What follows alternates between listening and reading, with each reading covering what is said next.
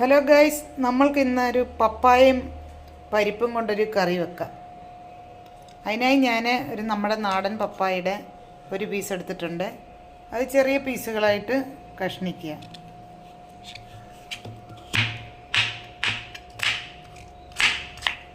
പപ്പായയും പരിപ്പും നമ്മൾ കുക്കറിനകത്തിട്ട് ഒരു 4 വിസിൽ കേൾക്കുന്നിടം വരെ വിസിലടിപ്പിക്കുക.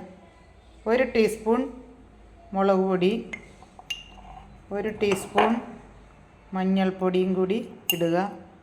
പാകത്തിന് ഉപ്പ് ഇട്ട് നമ്മൾക്ക് അടുപ്പിൽ വെച്ച് നമുക്ക് ഒരു 4 വിസിൽ കേൾപ്പിക്കാം. കറിക്ക് ആവശ്യമായിട്ട് നമ്മൾക്ക് ജീരകം, ഒരു അരമുറി നാളികേരം ചിരണ്ടിയത്, 4 വെളുത്തുള്ളി, 3 ചുവന്നുള്ളി. ഇത് നമ്മൾ നന്നായിട്ട് മിക്സിയിൽ അരച്ച് എടുക്കണം.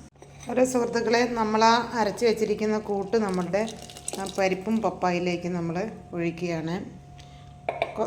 നാളികേരം അരച്ചൊഴിച്ച് കഴിഞ്ഞാൽ കുറേ നേരം തിളപ്പിക്കരുത്.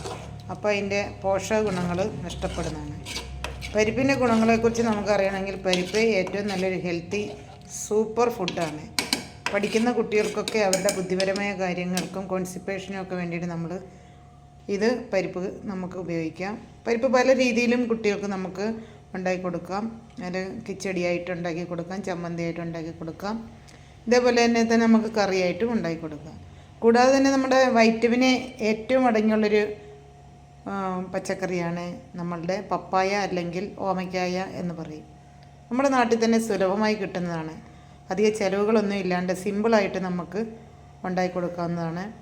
പപ്പായ കൊണ്ട് നമുക്ക് പല കറികളും വയ്ക്കാം. തോരൻ വെക്കാം, മോരുകറി വെക്കാം, അങ്ങനെ പല രീതിയിലുള്ള മെഴുക്കുവരട്ടി വെക്കുന്നവർ അങ്ങനെ വെക്കാം. പല രീതിക്ക് നമുക്ക് പപ്പായ ഉപയോഗിക്കാം.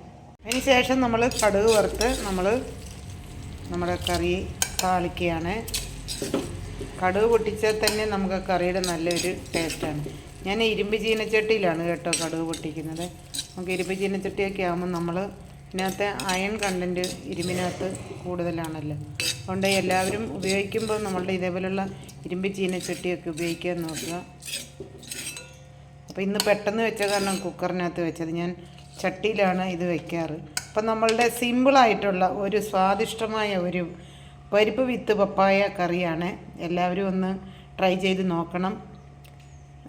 വലിയ ആർഭാടമൊന്നും ഇല്ലാത്തൊരു കറി, നമുക്ക് ചോറിന് പെട്ടെന്ന് തയ്യാറാക്കാൻ പറ്റുന്നൊരു കറിയാണ്. ഒത്തിരി സംഭവങ്ങളൊന്നുമില്ല, സിമ്പിളായിട്ട് വെക്കാവുന്നതാണ്. അപ്പോൾ എല്ലാവരും ഒന്ന് ട്രൈ ചെയ്യുക. ഇഷ്ടപ്പെട്ടുവെങ്കിൽ നമുക്ക് ലൈക്ക് ചെയ്യാം, ഷെയർ ചെയ്യാം, ഒന്ന് സബ്സ്ക്രൈബും കൂടെ ചെയ്താൽ നമ്മളുടെ പുതിയ ചെറിയ വീഡിയോസൊക്കെ നമുക്ക് നോട്ടിഫിക്കേഷനായിട്ട് ലഭിക്കാനായിട്ടും സാധിക്കും. അപ്പം എല്ലാവരും ചെയ്യുക, ട്രൈ ചെയ്യുക. Okay, thank you.